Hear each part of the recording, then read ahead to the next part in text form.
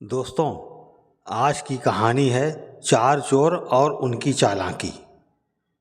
एक गांव के पास घने जंगल में चार चोर रहते थे। वे बड़े ही चालाक और शातिर थे। गांव वालों का चैन और सुकून छीनने में उन्हें बड़ा मज़ा आता था। जब भी गांव में कुछ खास त्यौहार या मेला होता, ये चारों चोरी करने पहुंच जाते। इन चोरों के नाम थे रघु, मोहन, भीखा और काला। एक बार इन चोरों को पता चला कि गांव के मंदिर में बहुत बड़ी दान पेटी है, जिसमें सोना, चांदी और पैसे भरे हुए हैं। चारों ने तुरंत योजना बनाई कि इस बार उसी दान पेटी को लूटेंगे। रघु बोला, हम चारों बहुत चालाक हैं, अगर मिलकर काम करें तो कोई हमें पकड़ नहीं सकता। मोहन ने हामी भरी, सही कहा, लेकिन इस बार हमें एकदम चुपचाप और समझदारी से काम करना होगा। फिर भीखा बोला, काम तो बढ़िया होगा, लेकिन चोरी का माल बराबर बांटना चाहिए, कोई चालाकी नहीं चलेगी। काला, जो हमेशा चुप रहता था, धीरज बोला, ठीक है, पर ध्यान रखना पकड़े ना जाएं।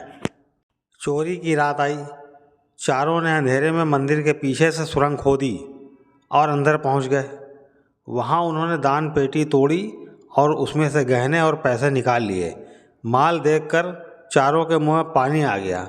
रघु बोला, चलो जंगल में चलते हैं और वहीं माल बांटते हैं। चारों चोर जंगल में पहुंचे। वहां पहुंचकर मोहन बोला, भाई भूख लगी है, पहले तो कुछ खाना खा लें, फिर आराम से माल बांटेंगे। भीखा ने कहा, ठीक है, मैं पास के गांव से खाना लेकर आता हूँ।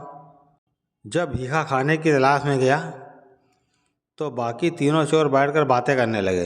रघु ने धीरे से मोहन और काला से कहा, देखो, अगर हम भीखा को ख़त्म कर दें तो सारा माल हम तीनों के बीच बढ़ जाएगा। मोहन और काला ने सिर हिलाया और बोले, ठीक है, जैसे ही भीखा खाना लेकर आएगा हम उसे मार देंगे। उधर भीखा भी कम चालाक नहीं था। वह सोच रहा था, अगर मैं खाने में जहर मिला दूं तो तीनों मर जाएंगे और सारा माल मेरा हो जाएगा। उसने बाजार से खाना खरीदा और उसमें जहर मिला दिया। जैसे ही भीखा खाना लेकर पहुंचा, तीनों चोरों ने मिलकर उसे मार दिया।